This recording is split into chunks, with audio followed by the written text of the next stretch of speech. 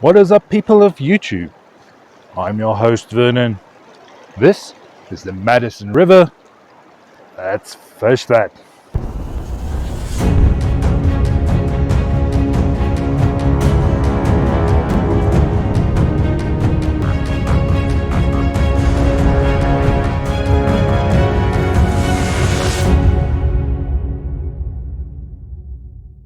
Alright, ladies and gents, over the last couple of days we had a lovely time in Yellowstone Park, saw some geysers, saw some hot springs, some grizzly bears and some bison.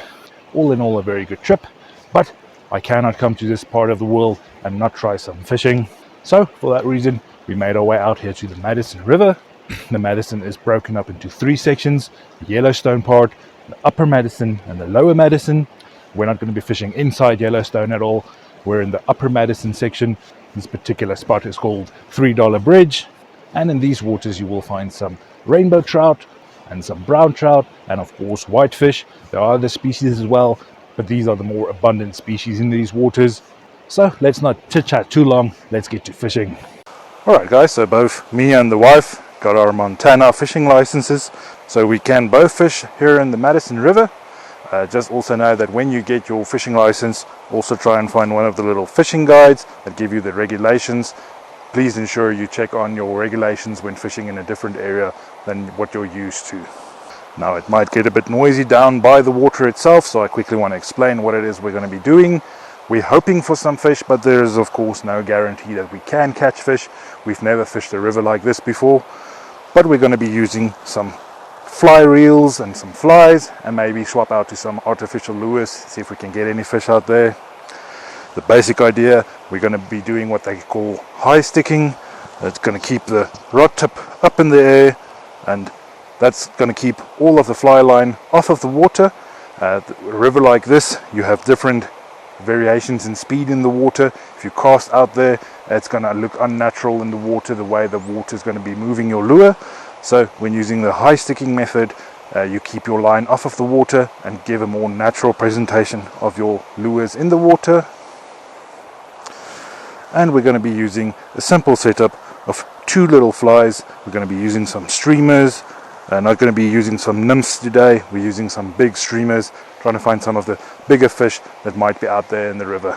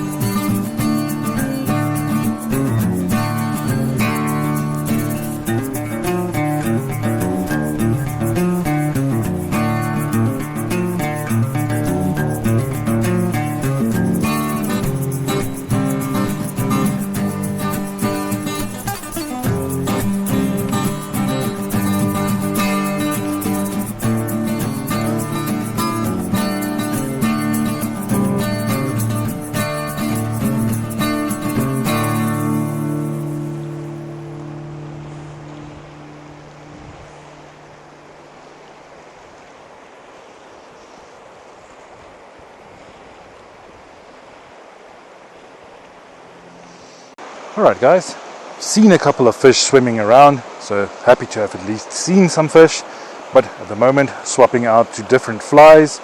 Not getting any bites on the flies I'm using, so I'm swapping out to some different flies, trying a little nymph as well, seeing if there's maybe some smaller fish around.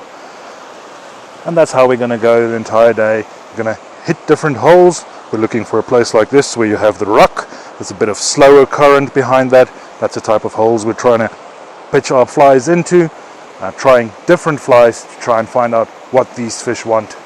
Now of course it would be better if we fished from the opposite side. Having the sun at your back is a bad idea because you're casting a shadow into the water. That's why we keep spooking away the fish, but unfortunately fishing from that side we're going to have some glare on the camera, so rather going to try and not make any shadows in the water, pitch in some holes, and we'll see if we get any fish.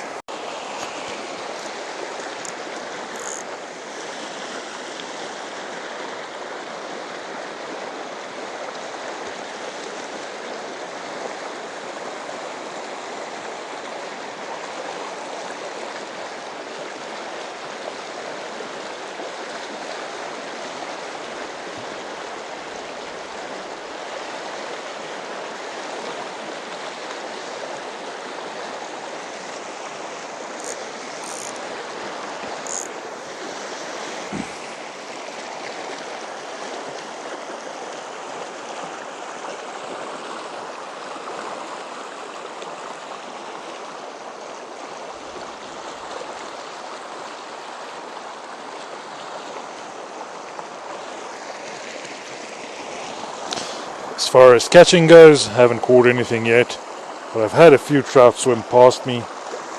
Lovely to see the fish. I just need to figure out what it is they want to bite on. Alright, ladies and gents, it's now been 5 hours of fishing here in the river. The only thing I could catch thus far is a little strike indicator.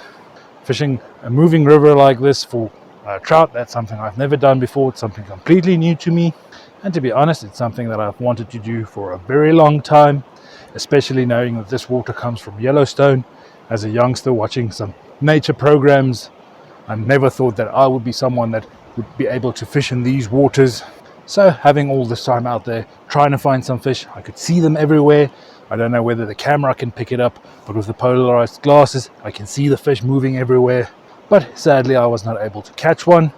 I think you need to spend quite a lot more time out there, or maybe go to one of the local fly shops and ask them what flies are working the exact time of the year that you are here.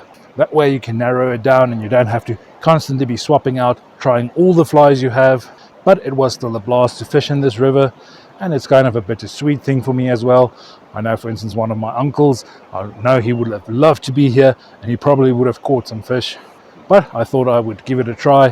One thing I did learn from this is that I'm not skilled enough. Still need to learn a lot about fly fishing before I can attempt something like this again. But seeing how the wife and I still have our licenses to fish out there, I think let's maybe go to a different pond or something, see if we can get some panfish or something.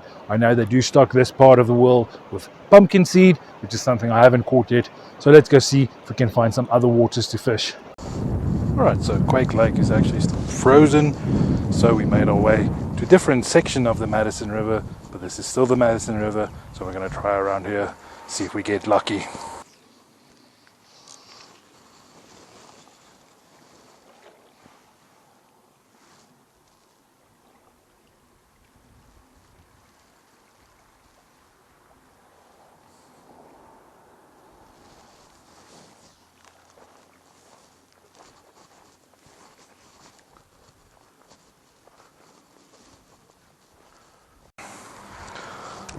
Oh, he's off!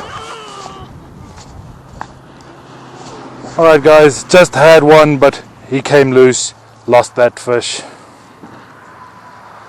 Stopped using the fly rod, went over to little inline spinners. After casting that around a while, finally managed to get one, but he broke loose. Alright ladies and gents, it's time to admit defeat. This is a second spot. Yes, we did get some bites, lost that one fish. And talking to some of the other anglers around, that's the way it goes when fishing the Madison. Some days you get a lot of bites, but you're not going to necessarily net all the fish you're catching. That is why it is a good idea to give yourself a couple of days. Don't just plan on one single day of fishing. You might not have a good day. Now I have to say, yes, there were no fish in this video, but for me it was still a wonderful day out there. I love the opportunity to fish in the Madison River, knowing that this is the water that comes from Yellowstone itself. It's just another part of exploring Yellowstone to me. And I learned a lot today, and I know that there's still a lot more that I need to learn before I can call myself a fly fisherman. But me and the wife had fun out there, and I think it's only fair we end today's video like this. So thank you guys for following us out there today. Remember to hit the like button or ask any questions down in the comments below. And remember to subscribe if you haven't yet. Thank you guys for watching, and we'll see you next time.